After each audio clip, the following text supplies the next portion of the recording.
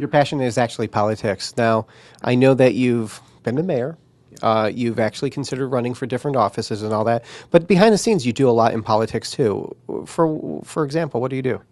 Well, I raise a lot of money, and I go around and give speeches.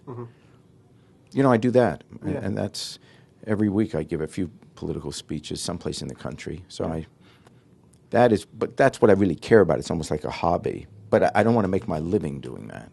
Do you think politics in this country is not taken seriously?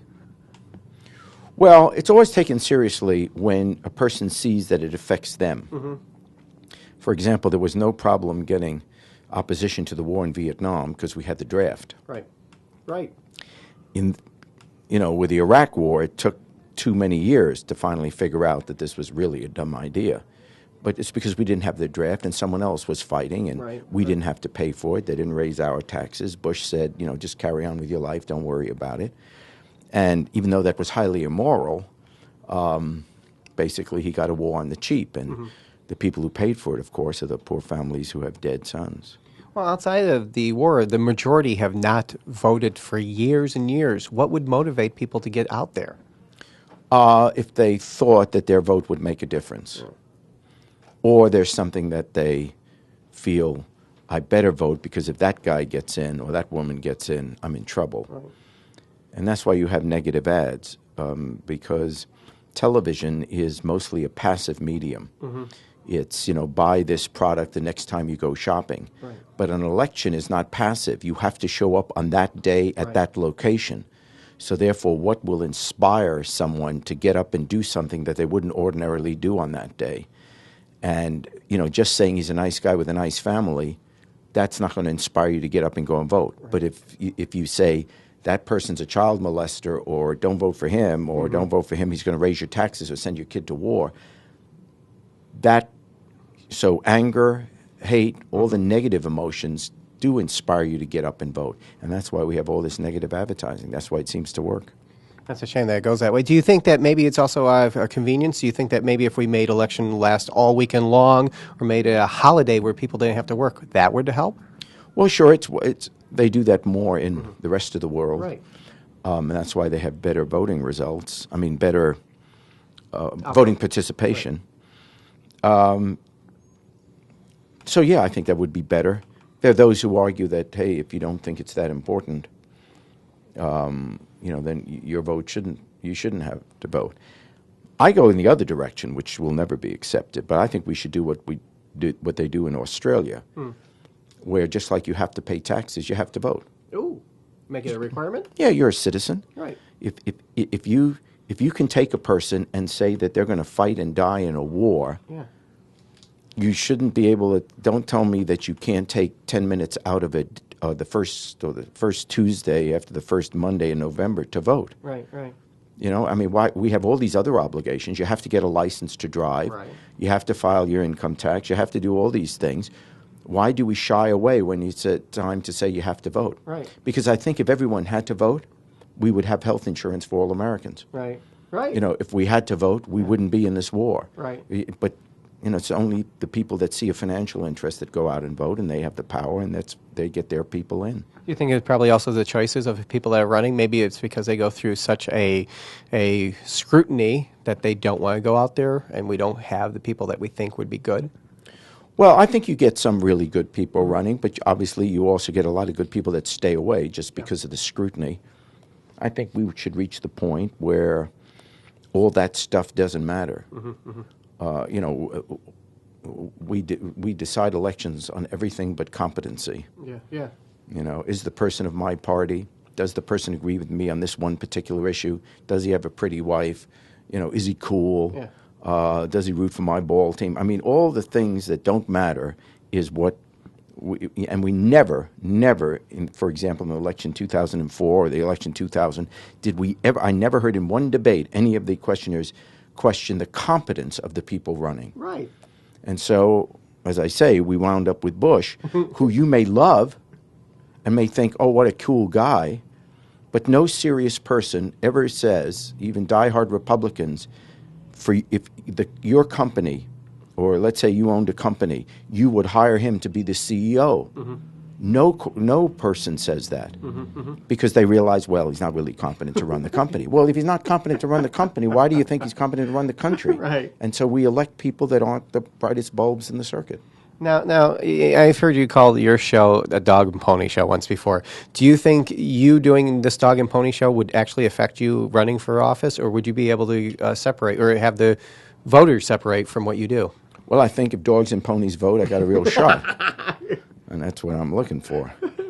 No, I think obviously if I became a candidate, then I would talk, I'd talk about the issues and they ultimately would make their minds up on that. Yeah. I mean, I'd never run away from the show. Obviously, I've done it all these Right. years. Right. And that's given me a great fan base. People wouldn't even be talking about me if I hadn't done the show. So I know it's a plus, but there are people that hate the show, but that's okay. If someone, for example, let's say I was running for an office where I had a vote to end the war. I don't think there are many people that would say, well, I really want the war ended, and Jerry would vote to end the war, but I want to punish him because of his TV show.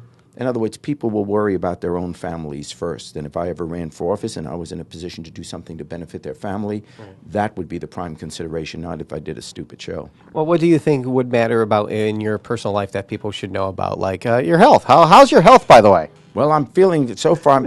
Oh no! No, thankfully, so far I'm pretty good. So, Do you exercise? I once did a knee bend.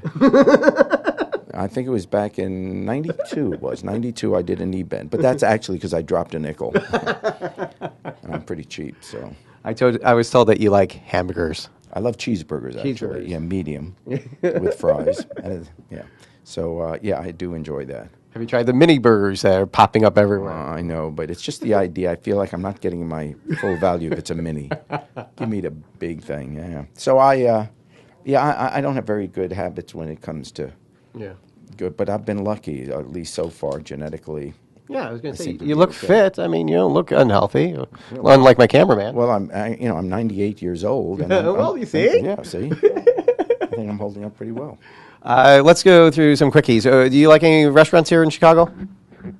Well, Chicago's got a ton of good restaurants. But I'm pretty lazy, so I normally just go to whatever I can walk to. Ah. So I don't want to tell you exactly what they are because then people will know where I live. But anyway, there are a bunch of restaurants that I tend to be a regular at. I go to, this is true, which is sad, when I'm in Chicago, because I'm only in a few days a week when I do the show, and I tend to go to restaurants that have good lighting because I always take a book to read. This is true. And I go with a little book stand. And I put up the stand and I put the book on it, and if it's good lighting, I'll eat there. You could have great food, but if the lighting's bad, I'm out of there. Hey, what's a book you're reading right now? The book I'm reading right now is 9. 9? Yeah, it's about the Supreme Court. Okay. And it's wonderful, actually. Yeah. What's your favorite? Just go ahead. I was just going to ask, what's your favorite movie?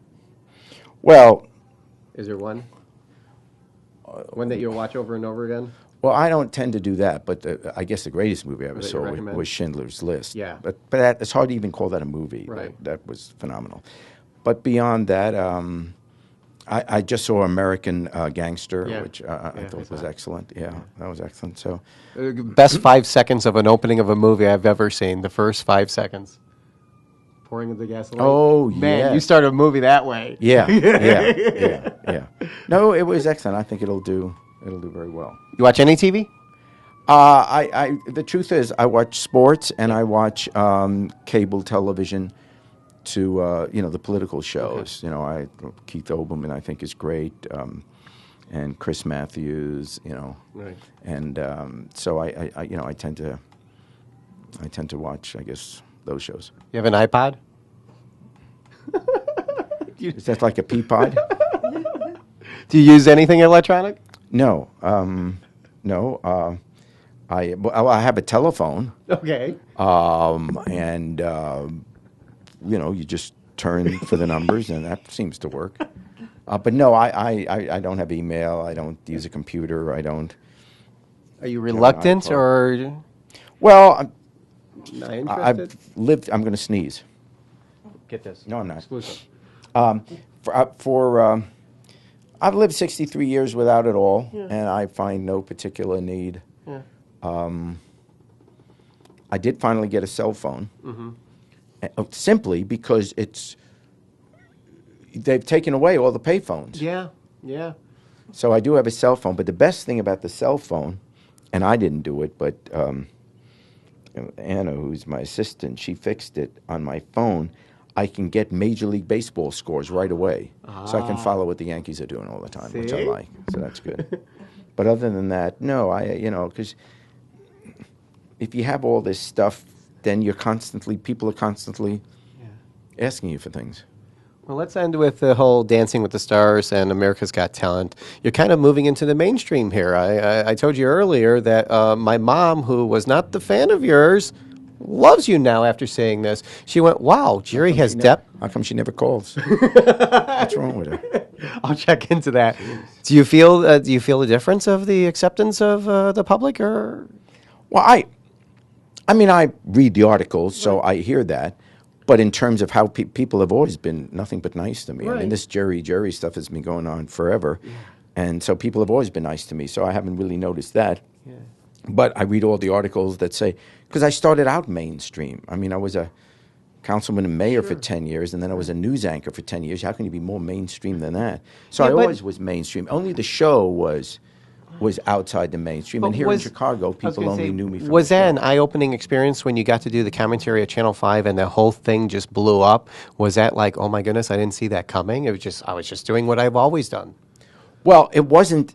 I know it was a big news story. It wasn't that big a deal. I mean, it wasn't like I was being paid for something. Right. The GM got me literally in the elevator, and because they liked the commentaries I did in Cincinnati all those years. So they said, would you do it? And I said, well, I couldn't do it regularly, but I could do it like once a week. Right. So he says, come in and do it. And then the whole thing blew up, which was fine.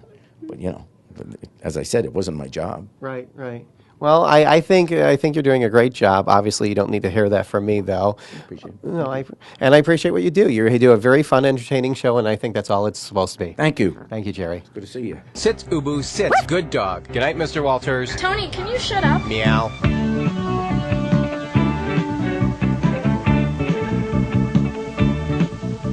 Weeknights on Channel 5 News at 10, watch Ron Majors and Max Robinson.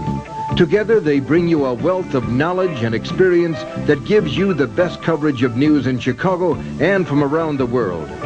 Tune in each weeknight for the latest news, plus weather and sports, at 10 on Channel 5 News.